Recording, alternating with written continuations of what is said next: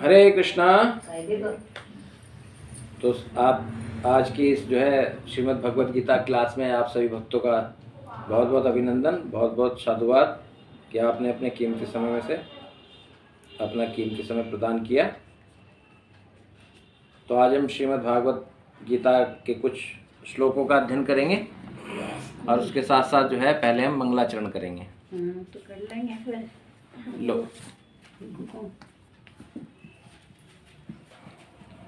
ओम अज्ञानतिम्रान्धस्य ज्ञानाञ्जनशलाकया चक्षुरुन्मिलितं येन तस्मै श्रीगुरुवे नमः। श्रीचैतन्यमनोभीष्टं स्थापितं येन भूतले स्वयं रूपः कदा मह्यं ददाति स्वपदकान्तिकं। वन्देऽहं श्रीगुरु श्रीयुतपदकमलं श्रीगुरुन् वैष्णवांश्च श्रीरूपं साग्रजातं सैकनरघुनाथान्वितं तं सजीवं साद्वैतं सावधूतं परिजनसहितं श्रीकृष्णचैतन्यदेवं श्रीराधाकृष्णपादान् सैगणललिता श्रीविशाखावितांश्च। हे कृष्ण करुणा सिन्धो दीनबन्धो जगत्पते गोपेश गोपिकान्तं श्रीराधाकान्तं नमस्तुते। तप्त कांचन गौरांगे श्रीराधे वृंदावनेश्वरी विश्वानुसुते देवी प्रणमामि हरिप्रिया। वाञ्छाकल्पतरुभ्यश्च कृपा सिन्धुभ्यैव च पतितानां पावनेभ्यो वैष्णवेभ्यो नमो नमः। जय श्री कृष्ण चैतन्य प्रभु नित्यानंद श्री अद्वैत गदाधर शिवासादि गौर भक्तवृंदा। हरे कृष्ण कृष्ण कृष्ण हरे हरे, हरे राम राम राम हरे हरे। हरे कृष्ण कृष्ण कृष्ण हरे हरे, हरे राम राम राम हरे हरे। हरे कृष्ण कृष्ण कृष्ण हरे हरे, हरे राम राम राम हरे हरे। ओम नमो भगवते वासुदेवाय, ओम नमो भगवते वासुदेवाय, ओम नमो भगवते वासुदेवाय। नारायणं नमस्कृत्यं नरं चैव नरोत्तमं देवी सरस्वतीं व्यासो ततो जयामुदीरये। नष्टप्रायेषु भद्रेषु नित्यं भागवत सेवया भागवतमुत्तम श्लोके भवतिर्भवति नष्ट किम्। ओम नमो पंकजनाभाय, नमो पंकजमालिने, नमो पंकजनेत्राय, नमो पंकजाग्रहे। सच्चिदानंदरूपाय विश्वस्योत्पत्ति आदि हेतवे त्रापत्राय निविनाशाय श्री गोविंदाय नमो नमः। शान्ताकारं भुजगशयनं पद्मनाभं सुरेशं विश्वधारं गगनसदृशं मेघवर्णं शुभांगं लक्ष्मीकान्तं कमलनयनं योगविद्यानगम्यं वन्दे विष्णुभवैरं सर्वलोकैनाथम्। ईश्वरा परं कृष्णा सच्चिदानंद विग्रह नादिरादि गोविंद सर्वकारणकारणं। हरे नाम एव केवलं कलौ नास्तेव्य गतिरन्यथा। श्रीमद् भगवद गीता यथारूप की जय, श्रील प्रभुपाद की जय, श्रीमद् भगवत पाद की जय। गौर प्रेमानंदे हरि हरि बोल। हरे कृष्णा। हरे कृष्ण।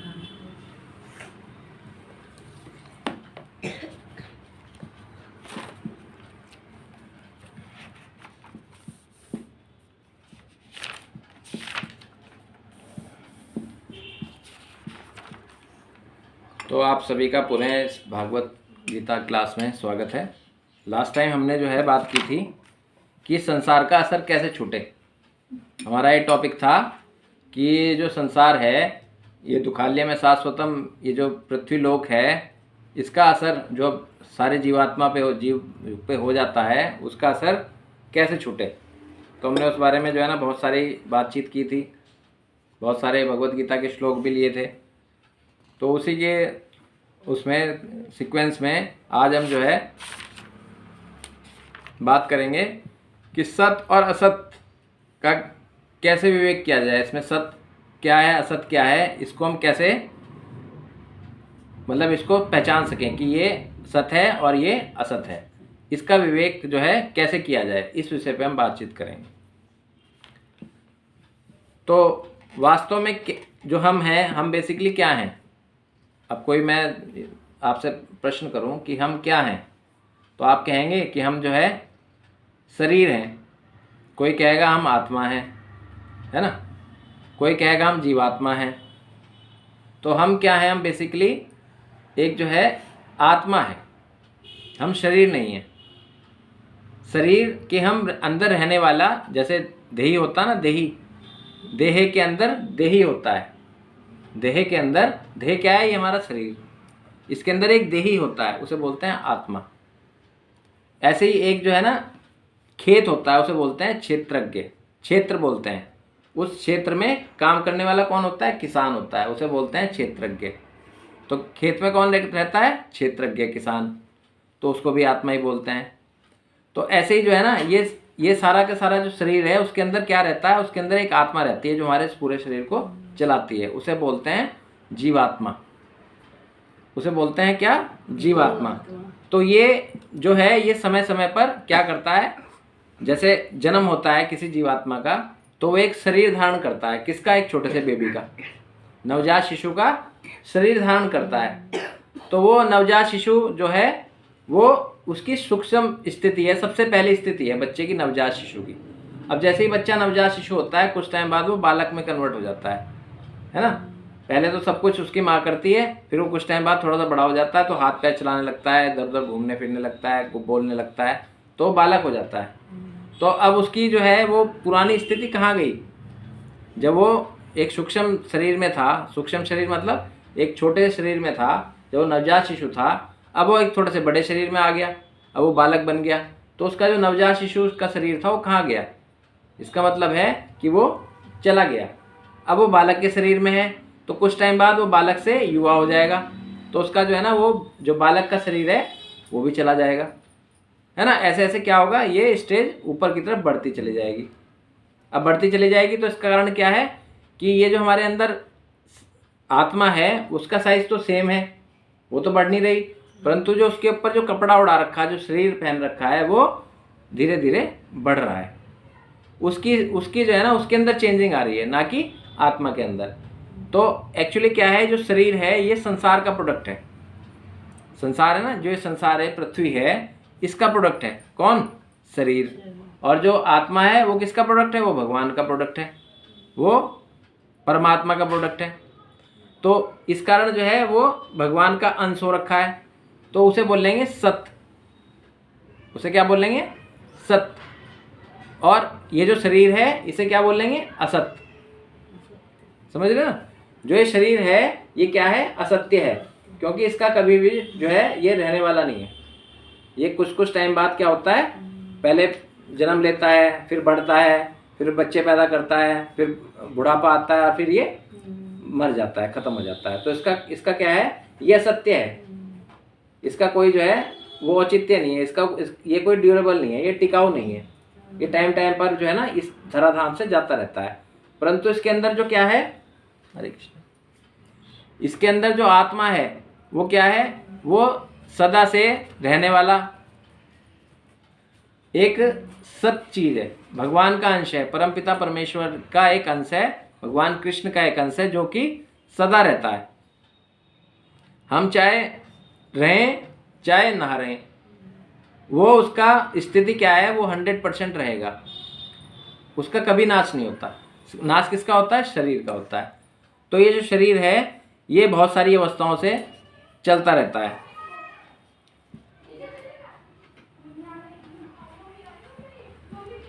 अब इसलिए क्या है, परमात्मा जो है वो सर्वोपरि है, सर्वव्यापी हैं, सब जगह हैं, परंतु जो हमारा शरीर है वो क्या है, वो बस एक छोटे से काल के लिए इस पृथ्वी पे आता है और फिर अपना काम करके अपनी लीलाएं करके चला जाता है। परंतु जो ईश्वर हैं, जो परमपिता परमेश्वर परमात्मा हैं, वो क्या हैं, वो परमानेंट हैं, वो हर वक्त रहते हैं, हर जगह रहते हैं, हर किसी में रहते हैं। तो इसलिए क्या है, असत ये शरीर है, ये संसार है, और सत्य क्या है, परमपिता परमेश्वर हैं और परमात्मा है और जीवात्मा है। ये क्या है, ये सत्य है। तो ये जो दो सत्य और असत हैं, आप इसको इस तरीके से जान लो, जैसे कि हम जो है हमारे चारों तरफ क्या है, आकाश है, आकाश है ना, हरे कृष्ण। अब वो जो आकाश है वो सर्वत्र है। अब हम अंदर बैठे हुए तो क्या हमारे ऊपर आकाश नहीं है ना। हम यदि बाथरूम में चले जाएंगे, अपने को और बंद कर लेंगे, एक छोटे से कमरे में चले जाएंगे, तो क्या आकाश खत्म हो जाएगा, आकाश तो फिर भी रहेगा, ऐसे ही जो है जैसे हम बाहर निकलेंगे हमारे ऊपर आकाश दिखेगा, तो मतलब हम चाहे अंदर हों चाहे हम बाहर हों, तो आकाश क्या है, सर्वत्र है। तो ऐसे ही जो है ना भगवान जो परमपिता परमेश्वर हैं, जो परमात्मा है, वो क्या है, सर्वत्र है। मतलब हम हैं तो भी वो है, हम नहीं हैं तो भी वो है, परंतु उनका जो अंश जीवात्मा है वो भी हर एक व्यक्ति के, हर एक जीव के आत्मा स्वरूप अंदर रहता है। उसका भी कभी नाश नहीं होता, वो भी परमानेंट एक जो है भगवान का एक ऐसी व्यवस्था है कि उसका भी कभी नाश नहीं होता, वो भी भगवान के जैसा ही है। तो उसे कहा गया है सत्य। और उस सत्य के ऊपर जो लेयर है, जो कि शरीर है, ये नहीं किसी का भी शरीर हो, तो वो क्या है, वो इस संसार में रहता है और उसे बोला जाता है असत्य। तो ये हो गया सत्य और असत्य की पहचान, समझ गए। तो हमें सत्य के लिए काम करना है कि हमें असत्य के लिए काम करना है।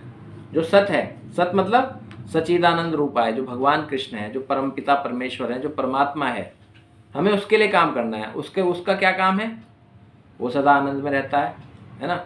उसको हमेशा जो है ना सनातन से है, उसकी उत्पत्ति का कोई वो नहीं है, ना उसके ख़त्म होने का कुछ वो है विधान। वो सब समय हमेशा क्या रहता है, आनंद में रहता है। वो हमेशा क्या रहता है, ज्ञान में रहता है। तो हमें क्या रहना, हमें भी ऐसे ही रहना है, हमें भी उसके जैसे ही ज्ञान में रहना है, उसके जैसे ही आनंद में रहना है, उसके जैसे ही बन के रहना है। तो उसके जैसे बनने के लिए हमें क्या करना पड़ेगा, हमें उसका ध्यान करना पड़ेगा। अब आत्मा जो है ना, आत्मा को ये तो पता है कि मैं परमात्मा का अंश हूँ, परंतु वो जो भी कुछ काम करती है वो शरीर के माध्यम से करती है ना। जैसे आपने सिम ले लिया, सिम में आपके जो है ना करोड़ों रुपए हैं, परंतु जब तक आप उसे मोबाइल में नहीं डालेंगे तब तक आप उससे कुछ भी काम नहीं कर पाएंगे। तो उसके लिए आपको मोबाइल तो जरूरत पड़ेगी ना। तो ऐसे ही जो है ना, जो जीवात्मा है, जो आत्मा है, जब तक आपको शरीर नहीं धारण करेगी तब तक आप कुछ नहीं कर पाओगे। आपने सोचा कि भाई मैं जो है ना बहुत अच्छे नंबर लाने मुझे इस साल पढ़ाई करके, तो इसके लिए आपको पढ़ाई करनी पड़ेगी। पढ़ाई करोगे तभी तो अच्छे नंबर मिलेंगे। तो पढ़ाई करने के लिए क्या हुआ, आपको ये शरीर धारण करना पड़ा, है ना। अब शरीर धारण करना पड़ा तो इस शरीर से आप मेहनत करोगे, पढ़ाई करोगे तो अच्छे नंबर आ जाएंगे। तो ऐसे ही जो है ना, कोई व्यक्ति जो है भगवान को पाना चाहता है तो उसकी जो आत्मा है वो इस शरीर में आएगी और उसे जो है क्या करेगी, कंडीशन करेगी, उसे भगवान के जैसा बनाने की कोशिश करेगी। उसके अंदर जो है ना अध्यात्म उत्पन्न करेगी। वो जप करेगा, वो तप करेगा, वो भगवान के धाम जाएगा, वो भगवान की सेवा करेगा, भगवान की पूजा करेगा, भगवान की अर्चना करेगा, भगवान के श्रीमद् भागवतम, भगवद गीता, रामायण, रामचरितमानस, इस तरह के जो शास्त्र हैं उनको पढ़ेगा। तो उससे क्या होगा, उससे वो अध्यात्म की ओर आगे चलता जाएगा। और यदि किसी को गुंडा बनना तो क्या करेगा, गलत लोगों का संग करेगा, गलत काम करेगा, उससे क्या होगा, उसको वही चीज़ मिलेगी। परंतु उस गंदे आदमी में भी वही आत्मा है, और जो सद आत्मा है, जो सच्चा व्यक्ति है, उसके अंदर भी, जो साधु संत है उसके अंदर भी वही आत्मा है जो भगवान का अंश है। परंतु वो अच्छा है और वो बुरा है। ये तो हुआ प्रारब्धों का खेल कि भाई किस प्रारब्ध के अनुसार कैसा शरीर मिलता है। परंतु क्या होता है, जो आत्मा होती है उसे कुछ भी करने के लिए क्या चीज़ जरूरत होती है, शरीर की जरूरत होती है। तो वो शरीर में रह के ही कुछ ना कुछ कर सकती है, नहीं तो वो स्वच्छंद अवस्था से बिल्कुल कुछ ना करे कराए अपना वैसे ही घूमती रहती है। तो इसलिए जो है जीवात्मा को कुछ भी करने के लिए एक शरीर की आवश्यकता होती है, ठीक है। तो वो शरीर जो है मनुष्य है तो वो धारण करता है, अपने अंदर जीवात्मा आती है तो वो अपना सारी एक्टिविटीज़ करने लगता है।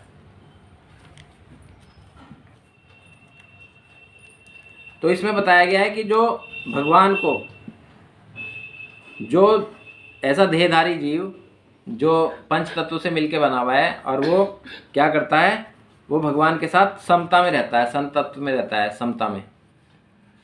वो हर चीज़ को समान भाव से देखता है। तो इसको योग कहा गया। मतलब है ना, बहुत सारे योग हैं, जैसे अष्ट योग है, पतंजलि का योग है, प्राणायाम है, और बहुत सारे योग हैं। तो वो क्या करते हैं, वो अपने शरीर को हष्ट-पुष्ट बनाने के लिए एक्टिविटीज़ करते हैं। परंतु यहाँ पर ही कहा गया है श्रीमद् भगवद गीता में, यदि आप जो है भगवान के साथ जुड़ने का काम करेंगे, भगवान के अलावा किसी को भी कुछ भी और इम्पोर्टेंस नहीं दोगे, तो वो भाव जो है समतत्व कहलाता है, समता कहलाता है। उसे बोलते हैं योग, उसे बोलते हैं योग, कि आप जो है ना भगवान के साथ जुड़ गए। तो वही इसको भगवत गीता में योग बताया गया है कि आप समतत्व में रहते हैं तो वो आप जो है योगी कहलाते हैं। अब इसमें जो है ना भगवत गीता के दूसरे अध्याय का 48वां श्लोक आता है। ले बच्चे उन्हें देते माता जी को।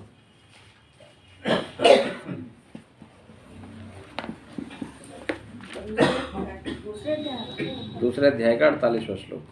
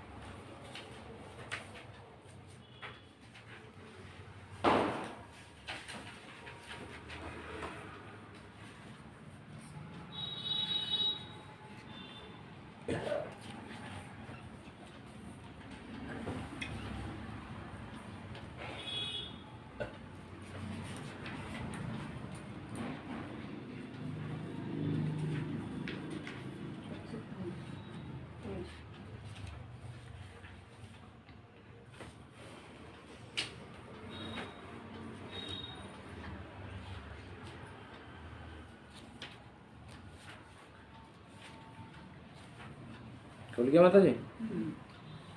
लो प्रभु आप भी ले लो। हाँ दे दो।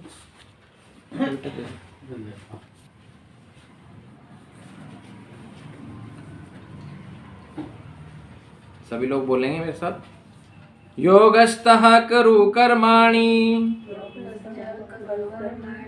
संगमं त्यक्त्वा धनंजय सिद्धि असिद्धयो समाभूत्वा समतत्वं योग उच्यते। योगस्थ करो कर्माणि संगम त्यक्त्वा धनंजय सिद्धि असिद्धयो समः भूत्वा समत्वं योगः युच्यते। हे अर्जुन, जय अथवा पराजय की समस्त आसक्ति का त्याग कर संभाव में अपना कर्म करो, ऐसी समता योग कहलाती है। तो भगवान अर्जुन को कह रहे हैं कि हे अर्जुन, जय हो चाहे पराजय हो, मतलब चाहे अच्छा समय हो चाहे बुरा समय हो, तो इसमें आपको क्या करना है, आपको जो है ना समस्त आसक्ति को, आसक्ति मतलब जो मोह है, जो आपका किसी भी चीज़ के प्रति मोह है, उसे त्याग करके आपको संभाव में कर्म करना है। अब जैसे अर्जुन जो है उस टाइम क्या था, डिप्रेशन में चला गया, वो अपने सारे शुभ चिंतकों को देखकर उसने युद्ध करने से मना कर दिया, उसे मोह हो गया। अब मोह को ख़त्म करने के लिए भगवान ने क्या कहा कि हे अर्जुन, जय पराजय की समस्त आसक्ति को त्याग कर।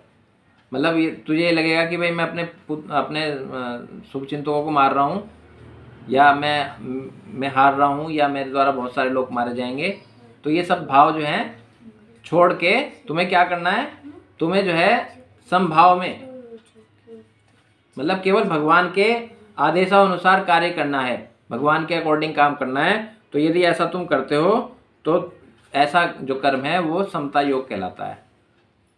मतलब ये भाव रखना है हमें कि हम कुछ भी करें तो हमें वो भगवान के लिए करना है, उससे हमें क्या फ़ायदा होगा, हमें क्या नुकसान होगा, ये हमें नहीं सोचना है। हमें केवल जो है अपना कर्म करना है। जैसे अब आपको बुलाया गया तो आप जो है ना बिना कुछ सोचे समझे आ गए। आपने ये तो नहीं सोचा कि भाई अब मुझे आराम भी करना है, मुझे टीवी भी देखना है, मुझे इससे बात भी करनी है, आपने ये तो नहीं सोचा। आपने सोचा कि भाई भगवान का काम है, इसे आँख मीच के करो, तो इसलिए आपने समता भाव में यहाँ पर आ गए आप, तो आप यहाँ पर आके भगवान के काम में सम्मिलित हो गए। तो इसको बोलते हैं समतत्व, समता योग। तो जो अपने मन को भगवान में एकाग्र करके भगवान की भक्ति करता है तो उसे क्या प्राप्त होता है, उसे जो है भगवान कहते हैं कि आत्म साक्षात्कार हो जाता है।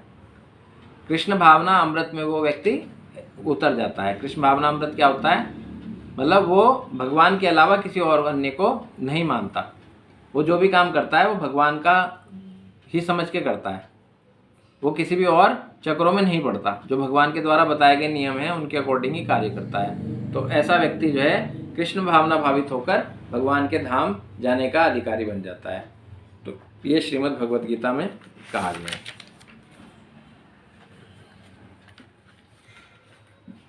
अब जो है छठे अध्याय का श्लोक नंबर 23।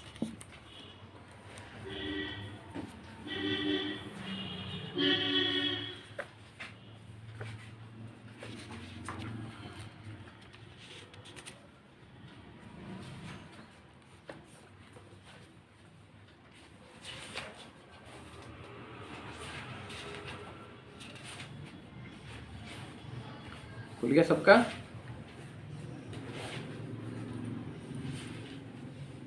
पेज नंबर बताइएगा। Page number 241।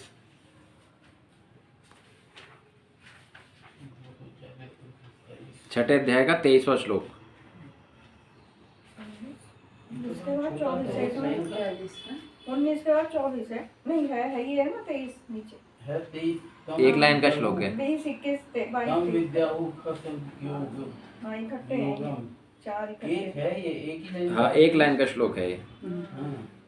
तमः जम्हा विद्या विद्या दुख दुख संयोग संयोग वियोगम योगम योग संगीतम योग संगीतम तम विद्या दुखम संयोगम वियोगम योग संगीतम। तो इसमें भगवान कह रहे हैं कि ऐसी स्थिति को पाकर मनुष्य बड़ी से बड़ी कठिनाइयों में भी विचलित नहीं होता। वह निसंदेह भौतिक संसर्ग से उत्पन्न होने वाले समस्त दुखों से वास्तविक मुक्ति है। मतलब जो समतत्व में रहता है, समान भाव से भगवान के गुणगान गाता है, भगवान के द्वारा बताए गए रास्ते पे चलता है, तो उसके लिए भगवान कह रहे हैं कि ऐसी स्थिति में यदि कोई व्यक्ति आकर खड़ा हो जाए तो वो बड़ी से बड़ी कठिनाइयों से भी पार पा जाता है और विचलित नहीं होता।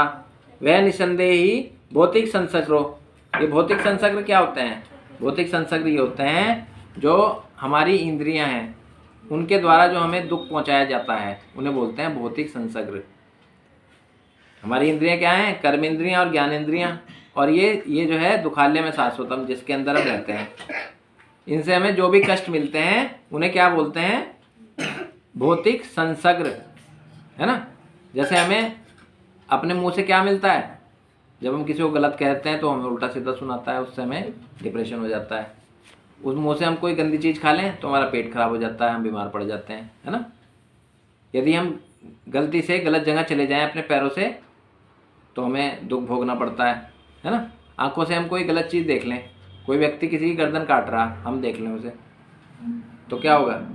हमें भी टेंशन हो जाएगी, भाई अगला नंबर हमारा ना आ जाए, है ना।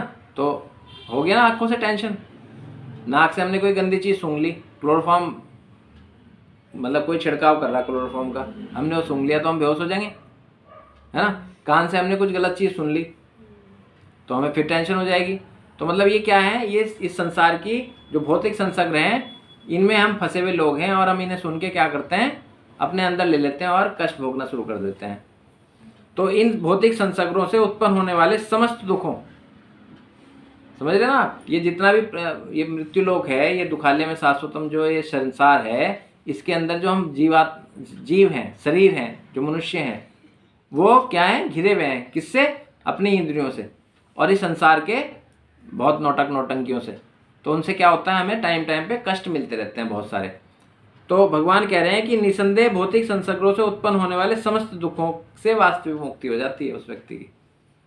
किसकी? जो सत और असत का ज्ञानी है, जिसको ये पता है कि ये सत्य है और ये असत है, तो कभी भी वो असत में इन्वॉल्व नहीं होगा। जिस व्यक्ति को पता होगा कि भगवान और आत्मा, यही दो इस पृथ्वी पे मनुष्य के को मिलने वाली दो अद्भुत अनमोल वस्तुएं हैं। कौन? एक तो परमात्मा जो कि आत्मा का मित्र है, जो हृदय में आत्मा का फ्रेंड बन के परमात्मा स्वरूप वास करता है, और एक आत्मा किसका अंश है? जो कि परमात्मा का अंश है ना। अब भगवान क्या है? भगवान सच्चिदानंद रूप है। भगवान जो है हमेशा ज्ञान में, आनंद में, सुखों में रहते हैं। तो हमें भी उसी का अनुसरण करना है कि हम भी आनंद में और सुख में रहें। तो कैसे रहेंगे? जब हम सत्य, जो सच्चिदानंद है, सत्य, उसका वो करेंगे क्या? अनुसरण। उसको बार बार बुलाएंगे, बार बार उसका नाम लेंगे, बार बार उसके बारे में कथा करेंगे, सुनेंगे, प्रवचन सुनेंगे, है ना, तो हमें क्या होगा, धीरे धीरे उसका बोध होना शुरू हो जाएगा और फिर हमारी जो आत्मा है वो भी परमात्मा में हो जाएगी। तो फिर हमें क्या होगा, किसी भी तरह का दुख हमारे ऊपर नहीं आएगा, हमें महसूस ही नहीं होने का, क्योंकि हमने सत का असत का साथ ही नहीं दिया। आएगा लेकिन असर नहीं करेगा। हाँ, हमने किसी भी असत का संग नहीं किया, तो यदि कोई दुख आएगा भी तो वो ऐसे चला जाएगा जैसे गधे के सिर पे सींग, कि वो होते दिखते नहीं है, होते तो हैं सिर पे उसके, पर हमें दिखते नहीं, होते ही नहीं वास्तव में। तो ऐसे ही जो दुख हैं वो भी ऐसे ही चले जाएंगे जैसे कि कुछ नहीं है। तो ये इस कारण जो है ना, भगवान हमें ये कहते हैं कि भाई तुम भगवान के काम करो, तुम मेरे काम करो, तुम मेरा ध्यान करो, तुम मेरा जप करो, तुम मेरा कीर्तन करो, तुम मेरा मुझे भोग लगा के प्रसाद खाओ। तो सारी ये जो एक्टिविटीज़ करने से, नवदा भक्ति की जो भगवान ने ट्रेनिंग दी है, जो नवदा भक्ति बताई है, उसे करने से हम इन भौतिक संसर्गों से अलग हो जाएंगे और हम भगवान के धाम में जाने के अधिकारी बन जाएंगे। फिर जो है भगवत गीता का 13वें अध्याय का 28वां श्लोक।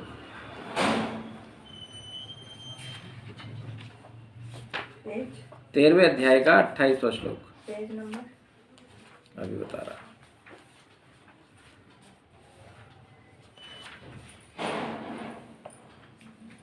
यह है 474 पेज।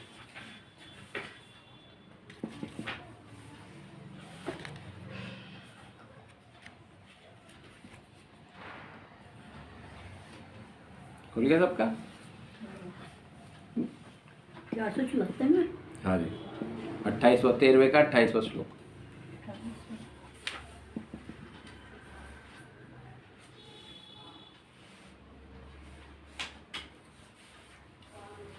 समं सर्वभूतेषु समं सर्वेषु भूतेषु। खुल गया प्रभु? खुल गया? समं सर्वेषु भूतेषु समं सर्वेषु भूतेषु तिष्ठन्तं परमेश्वरं तिष्ठन्तं परमेश्वरं विनश्यन्स्तु अविनश्यन्तं विनश्यस्तु अविनश्यन्तं यः पश्यति स पश्यति यः पश्यति स पश्यति विनश्यस्तु सु अविनश्यस्तं यः पश्यति स पश्यति। जो परमात्मा को समस्त शरीरों में आत्मा के साथ देखता है, क्या कह रहे हैं, जो परमात्मा को समस्त शरीरों में आत्मा के साथ देखता है और जो समझता है कि इस नश्वर शरीर के भीतर न तो आत्मा है न ही परमात्मा है, कभी भी विनष्ट होता है, वही वास्तव में देखता है। तो इसमें बहुत इंपॉर्टेंट बात बोली, जो परमात्मा को समस्त शरीरों में आत्मा के साथ देखता है ना। समस्त शरीरों मतलब इस पृथ्वी लोक पे कितनी योनियां हैं? 84 लाख योनियां हैं। अब 84 लाख योनियों में जो है ना, बहुत सारे पशु भी हैं, पक्षी भी हैं, जलचर भी हैं, नभचर भी हैं, जड़ योनियां भी हैं, बहुत सारी योनियां हैं। तो उन सभी की सभी योनियों में क्या है, भगवान का एक जो है अंश, वो किस रूप में है? आत्मा के रूप में हर एक में विराजमान है। तो इसलिए जो व्यक्ति जो है ना, भगवान के अंश को हर एक जीव में, हर एक योनि के उसमें प्राणी में देखता है, तो उसे भगवान कहते हैं कि आत्मा के साथ देखता है और यह समझता है कि इस नश्वर शरीर के भीतर न तो आत्मा है न परमात्मा है, कभी भी विनष्ट होता है, यही वास्तव में देखता है।